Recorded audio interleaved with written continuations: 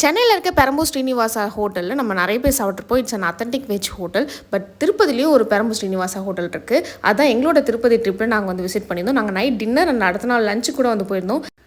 டின்னருக்கு அவங்ககிட்ட பெரிய சோளாபுரி, பொங்கல், இட்லி, சாம்பார் அண்ட் ஃபைனலி இந்த டீயோட நாங்கள் வந்து கம்ப்ளீட் பண்ணிட்டோம். டேஸ்ட் செமையாக இருந்தது. அதனால தான் நெக்ஸ்ட் லஞ்சுக்கும் வந்து போயிருந்தோம். இவங்ககிட்ட டிஸ்பிளேல நிறைய ஐட்டம்ஸ் இருக்கும். ஸ்டார்டர், மெயின் கோர்ஸ் எல்லாமே. இவங்ககிட்ட ஒரு ஸ்பெஷல் மீல்ஸ் வாங்கியிருந்தோம். அது கூட வந்து ஃப்ரெஷ் பைனாப்பிள் ஜூஸ் வந்து கொடுத்துருந்தாங்க.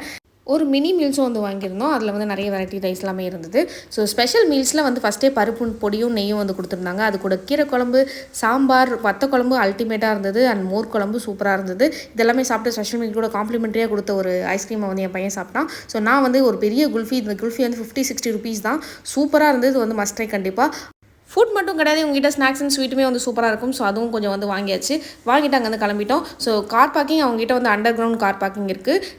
திருப்பதி போனீங்கன்னா வெஜ்ஜு தான் சாப்பிட போகிறீங்க. பெரம்பூர் ஸ்ரீனிவாசாவில் ஒரு வாட்டி ட்ரை பண்ணி பாருங்கள்.